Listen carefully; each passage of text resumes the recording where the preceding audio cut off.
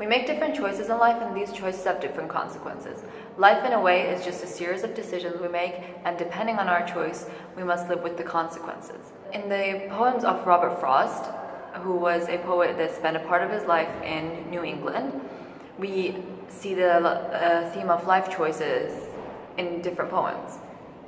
The first poem we chose is The Road Not Taken, and it is a clear example of this theme. One of the poems we chose are called The Road Not Taken, and in the poem the narrator arrives at a fork in the forest, and he is unsure about which road he should choose. He contemplates a lot, but ends up picking one that seems less traveled by, thinking that he might be able to come back later and choose the other one, as in a way of reassurance. But he knows deep down that he would never be able to come back, as one choice leads to another, and it's impossible to change a choice that is already made. Robert Frost uses the poem to summarize the decisions we make throughout our lives. One way that I interpreted the poem was how there were two paths, and he chose the less traveled one. And I think in life, usually, people tend to make choices depending on the short-term effects, and they don't focus much on the long-term effects.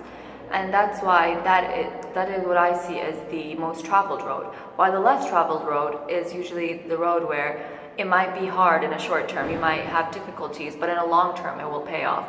And this is also a very New England mindset, since he spent a part of his life in New England. Robert Frost had that mindset, and it focuses on how hard work pays off and how one must work hard for greater results. So I think the less traveled road is a more New England mindset and a more hardworking. And I agree a lot about the way you talk about the connections between the poem and the New England mindset. But I interpreted the poem as the narrator actually choosing a normal road, if you can put it that way. Because in the beginning he says that one of the, and I quote, because it was grassy and water were, so he said that he claimed that one of the roads was less traveled by. But then he says, though as for that, the passing there had warned them really about the same, which means that he changed his mind. So actually I think that both roads were equally traveled by. But in the end, where the poem ends, he says, and I took the less one traveled by, and that had made all the difference. And I think he said that as in a way to make himself feel better, because he can't change the choices he has made. So we don't know if the end result is good or bad, but because we can't change the choices we make, it's a good way to think that we chose the one less traveled by, because maybe all the hard stuff that people have gone through, it wouldn't seem as a waste of time. Yeah, what I was thinking about is this: the less traveled road. It had grass, but the way he wrote the poem, it seemed like it was a more straight road where you could see longer into the future.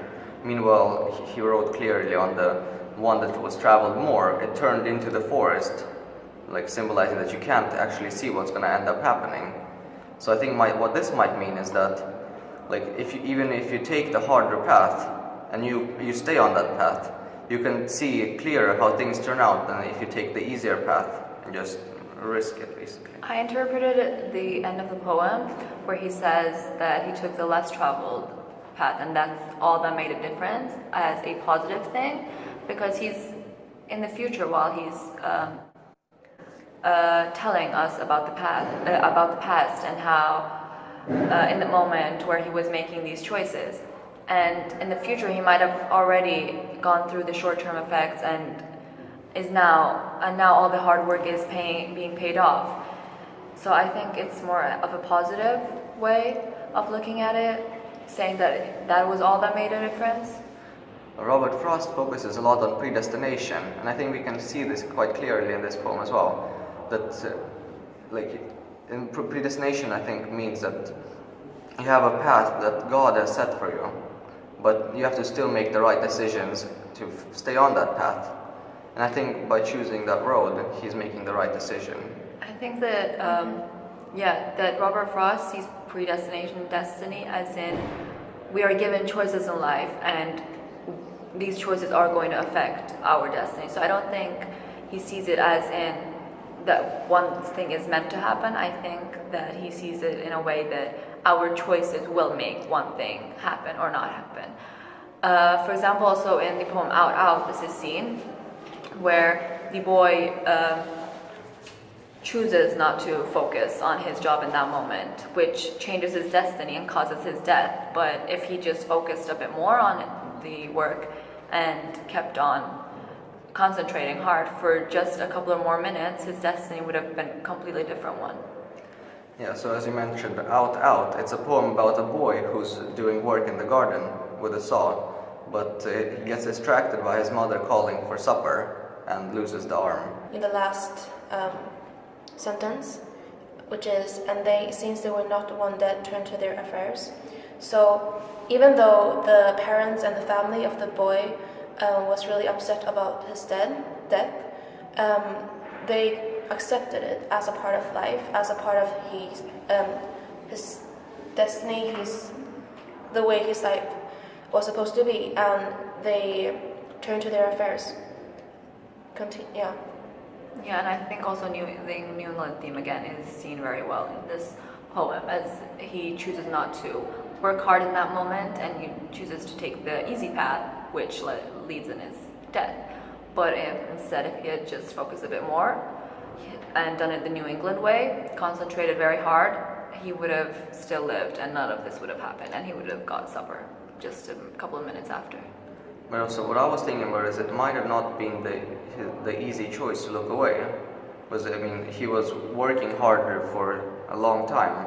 I mean, he kind of did take the hard choice, but it was more, for me it feels like a coincidence that his hand got cut off, but it might have been also a choice of him not to, maybe his thoughts were drifting away while he was working and that ended up to him being so distracted by his mom. Yeah, that could be too. Another poem of Robert Frost that we chose to look at was The Death of a Hired Man, which is basically about a worker named Silas who returns to a farm where he previously worked at because he's very ill and is near death, and he would want to live his last minutes in the farm and die honorably because previously in his life he had left the farm when Warren, the owner of the farm, needed him the most because he found a better, more paying job. But at the end of his life he comes back to die in an honorable way because what he did, leaving the owner and the farm that he had worked for a long time, was not exactly the best choice to make. So I think that Silas took maybe the easier path because he focused more on, or how did he take it? I guess he took the path he left maybe not the easier path, but the path which would give him more short-term reward. It's like instead of working for Warren, someone who trusted him and was like a friend, he went to another farm which might have paid more, but in the long term he didn't have any relation to and ended up not helping him. Yeah, he didn't think about the long-term effects. He only lived for the moment and only thought about the near future. I guess also to supply as it seems tobacco addiction, which is also quite short-term thinking. And exactly, and afterwards, since he did choose the easier path after he came back, Warren did not want him anymore, and he knew that Silas would not have changed. So here we can see how this choice of leaving Warren and the farm in the moment they needed him the most, had negative consequences on him, and how he died in an unhonorable way, while the poem shows that his brother, who was a very hard worker and more of a New England type of person, was very successful. We don't know this, but probably Silas and his brother had the same family background and the same upbringing, so that the brother was so successful shows that if Silas also worked harder as his brother, he would have gotten success too. Exactly, they were given the same possibilities at the beginning since they were brought up in the same family and in the same place. They had mostly the same background, but the choices they made in life made them be in completely different places At the end of their lives. Yeah, but I think since we're talking about life choices, I was thinking maybe bring up Warren's choice of not accepting Silius at first. And that can also be an easy choice, easy decision, like taking the easy path. Because instead of like accepting him, you just say, no, he hurt me, I don't want to talk to him. Meanwhile, Warren's wife, she took the harder path, understood that maybe Silius is facing hard times, he's struggling, and we should help him even though he didn't help us when we needed it. I think Warren has more of a New England view. He thinks in a way that Silas is not going to be any helpful. He is dying soon. He's not going to help with the farm anymore. While Mary is more of a motherly figure and thinks more about Silas and him as a person and how he's about to die soon, so keeping him at the farm for a couple of days will not harm anyone. But did she really think just a couple of days? Wasn't it to just let him in and let him work for them? But they obviously knew and could see that he was in a really bad state, and I think they were they knew about the fact that he would have died very soon. I guess they wanted to give him a happy death. Yeah. We can also compare the views that Robert Frost has on life choices with Tranströmer, which was a Swedish poet. And we can see that they both have a New England type of view, but Tranströmer, he is a bit more open-minded regarding how choices are being made in life and how they affect the future. One of Tranströmer's poem, Gläntan, shows a bit of his views on this, and one quote is, "In the middle of the forest there is an unexpected clearing that can only be found by those who have gotten lost." One way that I see this is, since he said that there is an unexpected clearing that can only be found by those who have gotten lost, is that there is a path that those who have made wrong choices in life can see, since we must as well make wrong choices in life to understand which the correct ones are. So when it says that only those who have gotten lost can see this clearing, this could be that people who have made wrong choices in life will at one point see the right choice and understand which choice will be better for them. Yeah, maybe like those who lost their path can find it again and get back on track.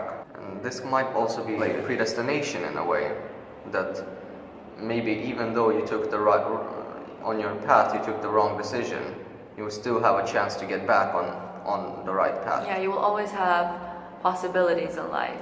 Making one bad choice could have a lot of negative consequences. Like the boy now out. Exactly, but unless they cause in your death, there will probably be paths which you can choose that could improve. Here the person can be able to find Gläntan, which is a really beautiful place in the forest, because where you can see the sunshine come in, and that shows that even though you're lost, you can find a wonderful place. So to conclude, we can see how Robert Frost has an interpretation of life choices and their consequences in our life, and how he has put these in his different poems.